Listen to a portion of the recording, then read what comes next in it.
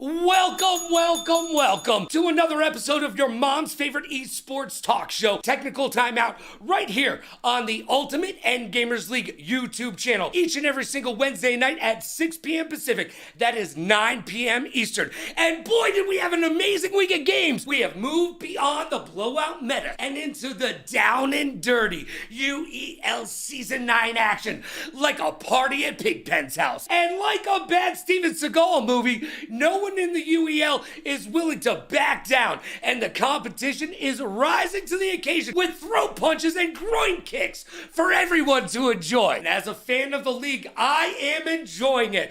Like a kid taking off his training wheels for the first time and bolted down the driveway to freedom and neighborhood supremacy.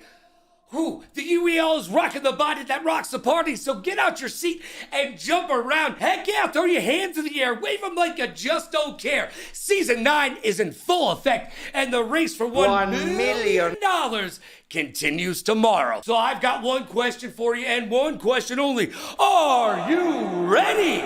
Because it's time to break forth the rhythm and the rhyme. It's time to get down like a clown, like Charlie Brown, and turn that frown upside down. And it is time for the UEL to shine. So what do you say we get down to that UEL beatdown?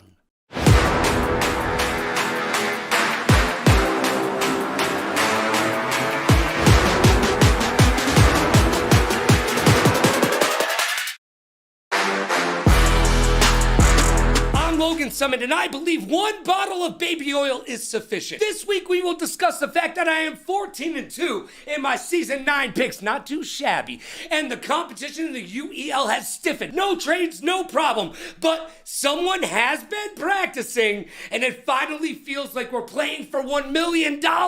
You're locked in, I'm locked in. Let's get locked in and turn this up to 11, because it's time for the week that was.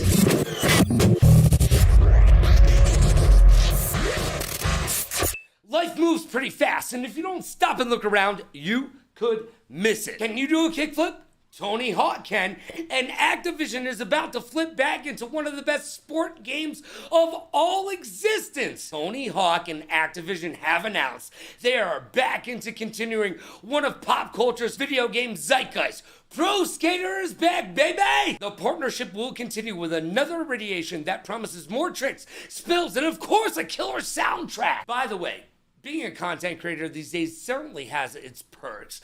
Between hot tooing your way into a podcast supremacy or becoming the next celebrity boxer, you can certainly make your way in the world today. Now you can add video game company co-owner to that list of things you can accomplish. That's right, Amaranth. Yes, Amaranth has been made an owner of Wild Card Gaming. Okay. Let's not forget, she makes an average of $10,000 at night sleeping on stream. So this may be a little bit more work than she's accustomed to. No, Diddy, pause. This week, federal authorities seized over 1,000 bottles of baby oil from Diddy's homes in NYC and Miami. Tell me, these babies made that oil? Isn't that how we got into this problem in the first place? And now it's time for the champ and the chump. And now it's time for the best and the worst from the week that was. That's right, the champ and the chump, baby. The champ and the chump is brought to you by G Fuel. Head on over to gfuel.com. Use the code Logan to save yourself a ton of money on your favorite energy drink. That's right, go to gfuel.com, use code Logan, and save yourself a ton of cashish. You'll thank me. And this week's champ is none other than Elise, our Chief Wellness Officer right here at the UEL. And while she is breaking down glass ceilings, she's also helping us keep our esports mindset intact. That's right, I always say, we need more esports mentality conversation.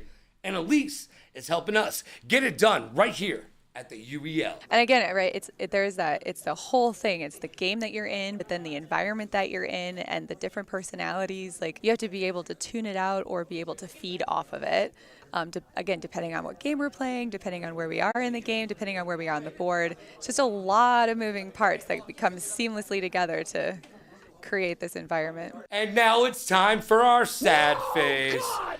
Oh, Billy the GOAT doesn't live up please, to his no, name. no. He lost to Connor and Tekken. Coming in with the king.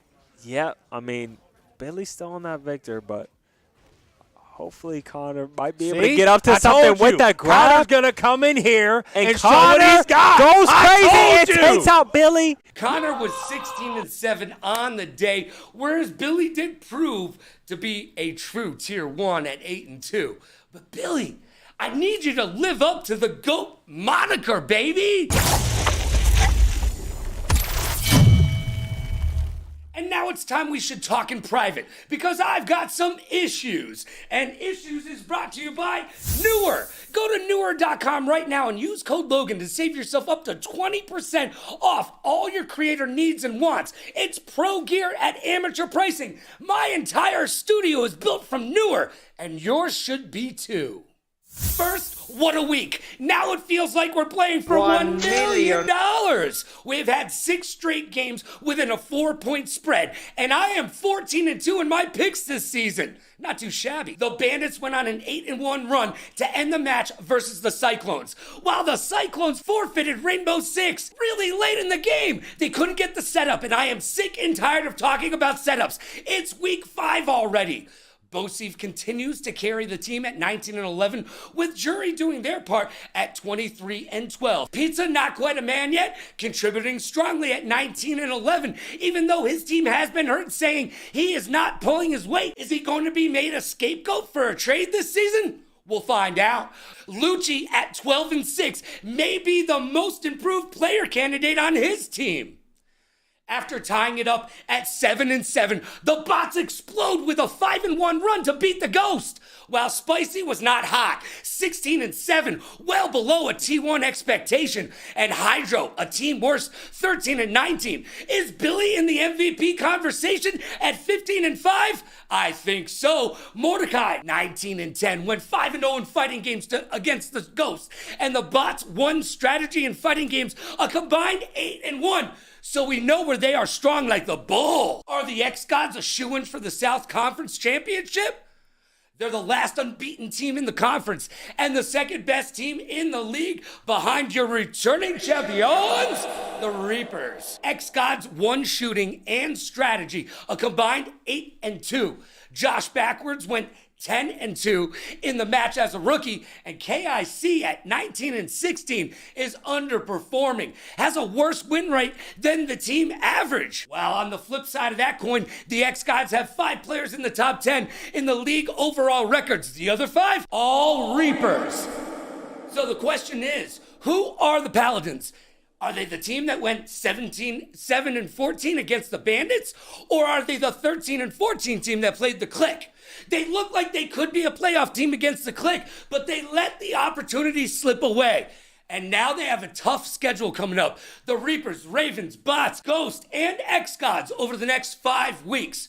What's up with TLG? Needs a little bit of TLC at 16-13. And Imperial at 5-15? Ooh, you can do better. Chicken Tech is on par at 18-14.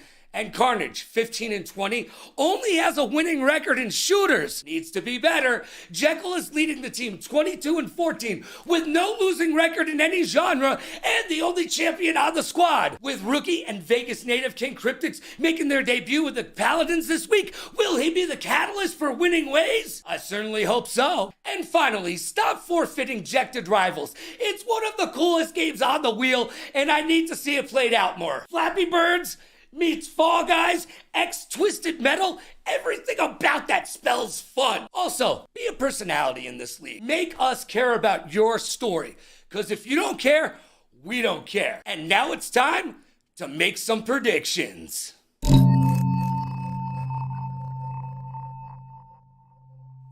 I am currently 14-2 in my predictions, and I'm just saying, if we had gambling in the UEL, you'd be making bank.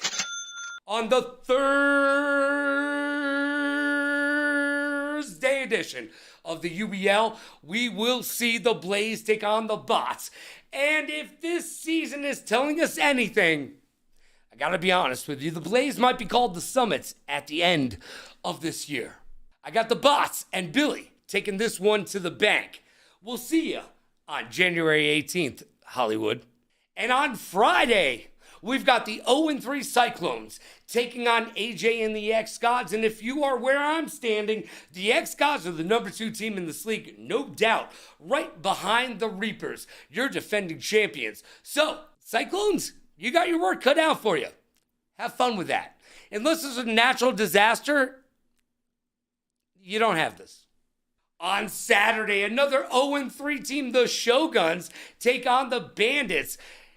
And some folks over at Inside the Wheel feel like the Shoguns could see their first win of the season. However, that's not the case. But mark it down on your calendars, kids. December 7th sees the 0-3 Shoguns go against the 0-3 Cyclones. And at the end of that battle, somebody will have a win.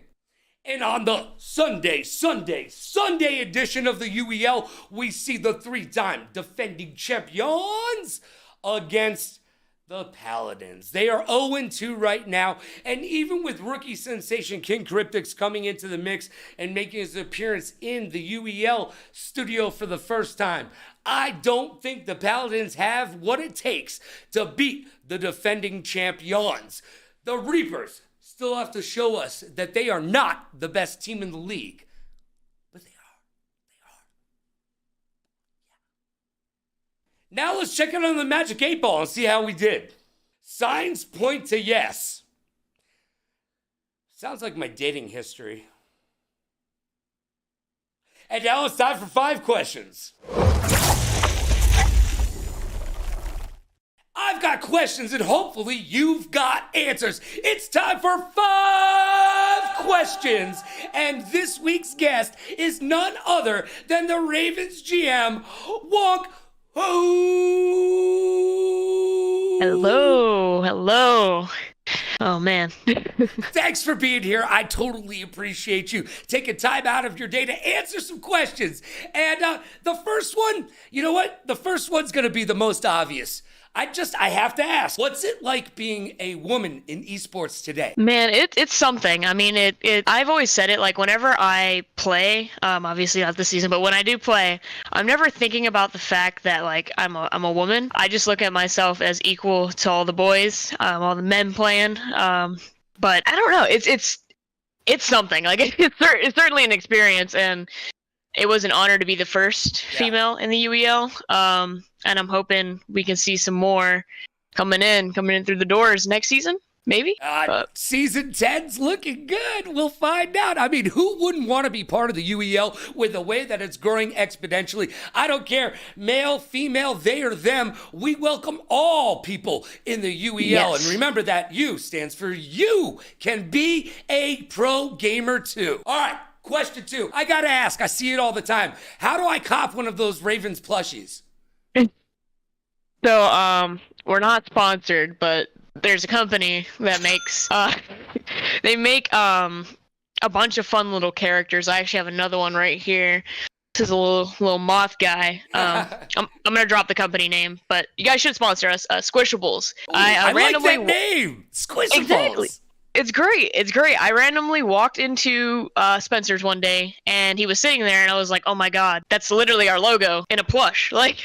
And funny enough, his name ended up being King Raven, like on the actual tag, and that's what I've always called like the logo. Yeah, it was too perfect, but that was a synergistic moment in the Ravens' history, right there. Walked into Spencer's and said, "Oh, I found a Raven." I figured his name would be Edgar Allan Poe. Anyways. Yeah, no, that would have made sense too. Just saying. All right, I gotta ask you this question. I feel like a lot of us in chat need to know this. What's up with Exile? Oh man, I knew I was gonna get this question, and I've chosen to not speak on it because I don't like to reel myself into the drama, but simply enough, Exile's a good guy, like he really is a good guy, and I want him to be able to display the talent he has, and I don't think he's really going to mesh well with us. I think we kind of just already have like our starting squad. Mm-hmm. But yeah, I mean, if somebody wants him, hit me up. Yo! Because y'all talk about free Exile, and you're not hitting me up. Yo, we're gonna need t-shirts, free exile. Yo, all you gotta do is pick up that phone, right? Or, hey, Discord's Exactly. easy enough. Question number 4. Which is it, Goth or Alt? Oh my god. Okay. I don't really put myself into a box. Good. I like that. I like that. I've been called UEL's emo queen for the longest, but I'm definitely sorry. That was I am Herb giving me a phone call right now. He must have forgot. He wanted to say something, but no, I'm I don't know. I would say I'm more of like a metalhead than anything. Okay. I grew up on it, and it's still definitely just a part of me. But we can go with alternative, I guess, to make it. Favorite metal band then? What's your favorite metal band? Oh man. Just give me one. Come on. If you know me, you know I love Motionless in White. You know that's the number one, and then Ghost Kid is probably a close second. But I could go on and on all day about all the bands. Funniest part about that, I don't know either of them. Neither. I've never heard of either of them. My Google is going off right now. I'm like, hold on a second, let me look this up. Does that rhyme with Bieber? Because I don't. Anyways, no. All right. Question number 4. We've moved on to question number 5, and this one I like to ask. Turn the mirror on yourself here. What do you need to do as the Ravens GM to better help your squad prove to be a legacy team and get this season moving in the correct direction? I feel like the biggest thing is accountability. When mistakes are made, they can't just be like swept under the rug and like, oh, it's okay, you know, it's all right. No, it's not okay. And we need to point out those mistakes, work on them, get better, and just win. Like that's what we always say, just win. Which we didn't do in the last game. So. Hey, I'm 14-2, and you were my first loss, by the way. I bet against you. I know. But here's the thing is I woke up that morning, and the GOAT Billy texts me, I'm not going to be there today. Well, Billy, you should have told me that yesterday. Oh, man, Billy. Come on. Come on. I want to run it back. Well, you're going to get a chance to at some point this season, if hopefully. I got a 6th question, because I need to know. How'd you get the name? Oh, man. So, funny enough, I got it while playing Fortnite back in, like, 2017. And back then I was just a goofy teenager, I guess you could say. But, aren't we all? Man, some people would say that. Some people would be like, no, you're just cringe, and that's okay. That's fine. Because I would agree. But I was getting shot at. We were getting rushed by a team, and I'm just screaming, "Wonk, wonk, wonk!" like an alarm or something. I don't know. And then my mother comes into my room. She's like, "Hey, I'm going to the grocery store. You need anything?" I was like, "Yeah. Can I get some wonkus?" I was like, "Wonkus." Yeah. I meant yoo-hoos, but I was like, "Wonku." Hold on, that could be wonky. I'm a wonky person. This is it. This is the name. And ever since then, the Wonku legacy was born, and go by like 50 other names too, but it's mainly Wonku. Well, I love the name. It's got personality to it. And I talk about how we need more personalities here in the UEL this week. So thank you for showing up, showing out, and showing everybody what a true personality from the UEL is all about. Let's say it with me. Thank you, Wonk. Thank you all for having me. It was such an honor. That sounded sarcastic. Yeah, it did, but everything I say sounds sarcastic, so I get it. Now it's time for the blame game, baby! And now it's time to find out who we blame this week. Oh, it's going to get down and dirty. And I've got your friend in mind, Mr. Matt Lehman. He is the GM of your Bandits. Matt, thanks for being here today. You bet. Happy to be here. Well, don't say that too quickly. It is the blame game. Look, you asked for it, and asking you shall receive. So here's the deal. I am sick and tired of talking about setup issues and incorrect lineups. This is week 5. We're playing for $1 million. Oh, man, you know what? Just show me the clip. Heading into StarCraft, or rather not heading into StarCraft, because the Bandits are going to hand that one over to the Cyclones. Slow the bleeding, but we actually are going to get a forfeit from the Bandits, surprisingly, just extending that lead. Matt, that's got to tug at your heartstrings, maybe even make a little tear come to the side of your eye. Now, you cannot blame yourself, but as the GM, who do you blame for this nonsense? I mean, it's tough because I've got my guys doing multiple roles. I'm a GM that's away. I'm not there. So I've got my guys juggling things. One of my guys recommended bringing someone that's not part of the Tier 7 to join. And we didn't really follow up on that. We said no.